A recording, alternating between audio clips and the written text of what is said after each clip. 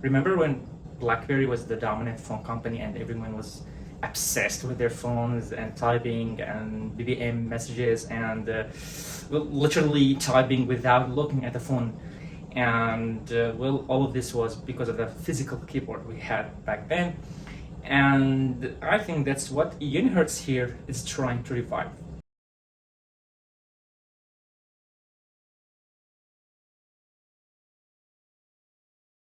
If this is the first time you are hearing the company Unihertz, well, you're not alone. Actually, there's a lot of people that don't know about this company. Actually, it's been for a while, and it has several devices like the Jelly phone and other Titan's phones, such as the Pocket and the Slim. But the phone I have here is the Titan. Nothing else. This is the rigged version of the Titan.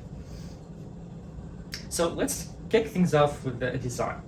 Of course, as you can see, it's like, it's heavy.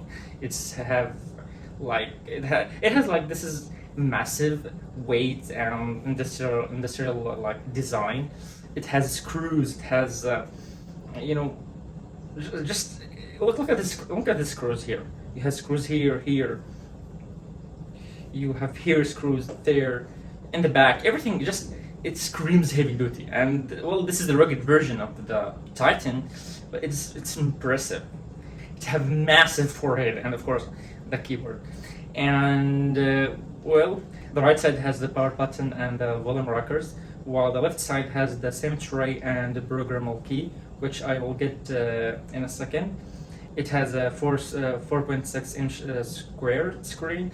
It has wireless charging with IP67 rating and the huge 6,000 mAh battery. It's of course 2 days easy, and fingerprint and face unlock.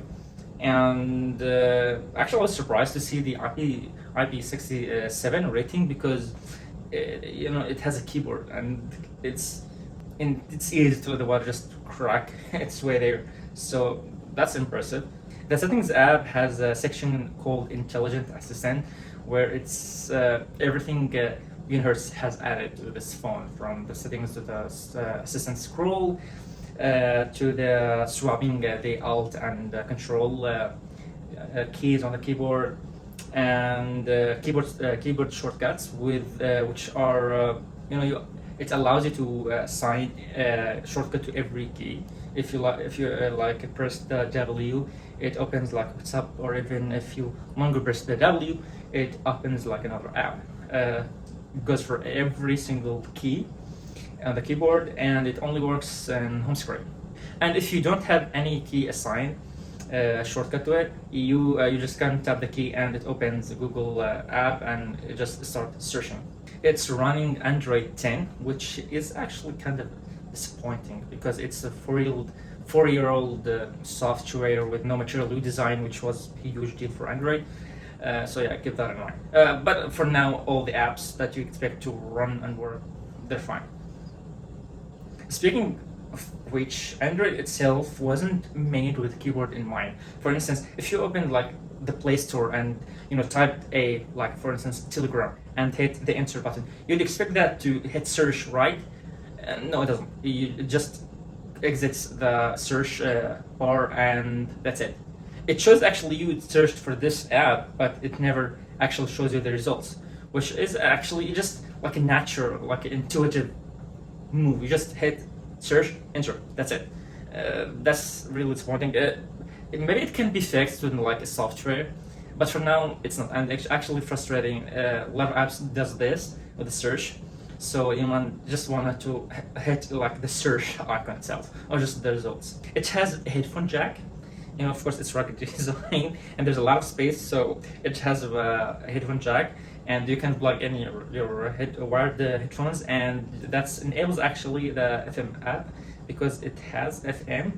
It has a color notification indicator, which is it's really nice. You get to know what type of notifications is waiting for you before opening the phone. And of course, let's talk about the camera. Camera, singular, not cameras, as we used to these days. Just one single camera at the back and one in the front. Of course, this phone is targeted for the typists and not the photographers of the world. And it's just, let's say, just it's there. You can scan quick documents. You can maybe shoot some, you know, okay shots. And there's the front-facing camera is just not that good. You can see yourself.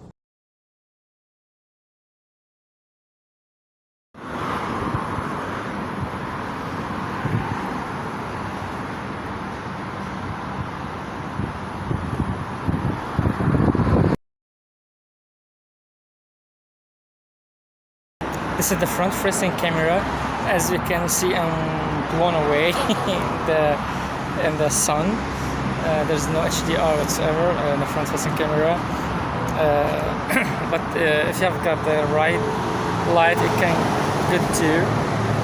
And yeah, and keep in mind you can actually use the camera when you are underwater because it has a 67 rating, and you can use the buttons as a shutter and the switch mode. Because of this squarish design, some apps don't really work in this like squarish design. Of course, engineers thought of this and introduced like it's called minimod, where if the app doesn't really, not respond to this squarish design, you can scroll down with the 3 fingers, and the whole phone will get to this regular kind of dimensions. It's fine. It actually works for like a temporary solution, but of course that leaves you with 2 ugly sidebars, black sidebars. So yeah, keep that in mind. Actually, it works on the home screen too. So yeah, and of course you can exit the mode just by swapping the 3 fingers again. Of course, the phone has no 5G, just 4G. It has dual SIM support, which is nice. You can see the symmetry here. And of course, you can use the keyboard as a scroll assistant, and you can swipe left, swipe right, down, up, all the directions. It works for the most app, and if for some reason app doesn't work, you can force the option the settings under scroll assistant. You can just toggle on the app and it works. I actually had a problem with the Maps app. Didn't work at first. Then after forced this option to work like a charm. I did actually, even with that in mind, I did have actually some occasional like the keyboard doesn't work, not the scrolling, for some reason. I don't know why, but it's there. It can happen a little bit. Screen brightness in the sun is adequate, but not the brightest because there's a lot of brightest screen there.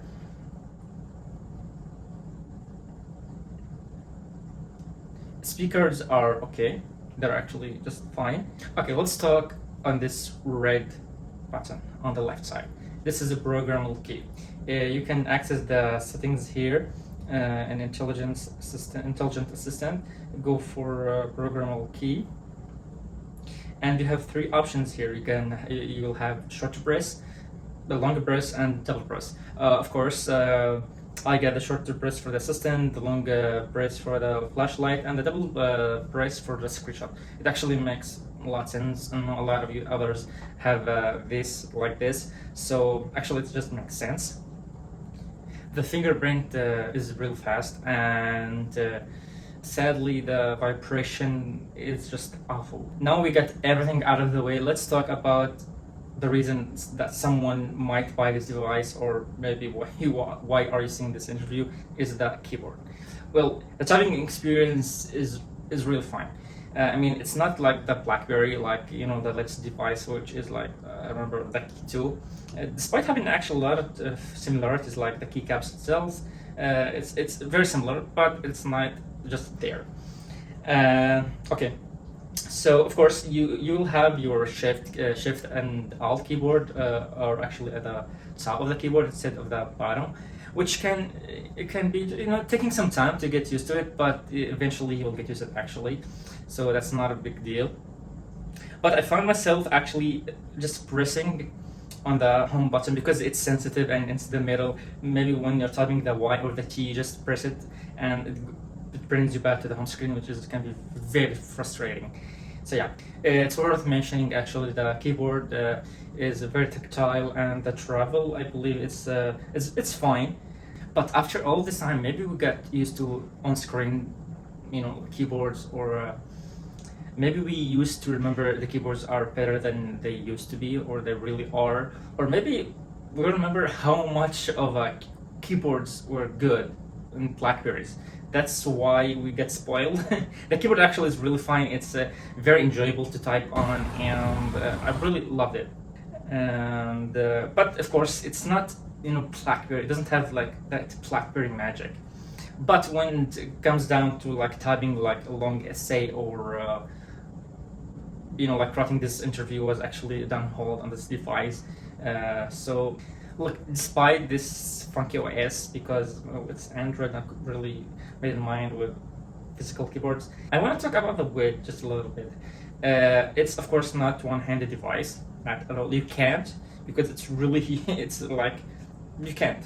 It's really hard. If you try, it's gonna be hard. I tried it twice and I almost dropped the device, so it's not really recommended. And it's like not really heavy on the head, because when you are typing, it's gonna be like, you know, fumbling with you know what I mean. So the weight distribution is actually kind of fine here, but of course there's a lot of weight to it. You know, after like a typing session, you're gonna just want to, you know, do this, like, you know, rest your hands. So yeah, you keep that in mind. And let's talk about the price tag. It's $310. At least that's what I got from the website, and it's not expensive. Doing what it's doing, the keyboard, heavy duty material, and you know. But again, if you want to go with something, if you want to go with something more of a traditional, like, you know, last sandwich, you're gonna get a lot of value in this $300, because you're gonna get like really good mid-range phone. But if you want this keyboard, you're gonna have to get this because it's really good. And despite the funky OS and, you know, this incomplete improvements, it's really enjoyable to type on. And actually, I enjoyed this phone using it as a second device more than the main device, because okay, I have my iPhone with me, I can, you know, go on social media and stuff like that, because even social media here, because of the squarish design, not that good, not so good. Sometimes even reel is not going all the way here. You have to really scroll to get there. Even like Twitter, you're gonna have to really scroll till you get like the like or retweet, and like you're gonna see the replies. So yeah, but if you want to write just down some stuff and you're gonna get this all nostalgic feelings, this is the perfect phone for you. And it's gonna last you, if you are using as actually a second phone, it's gonna last you like, I don't know, like 4 days, like mine did when I used it as a second phone. So yeah, that's been it. Thanks for watching, and don't forget to like, comment, and subscribe for more. Salam.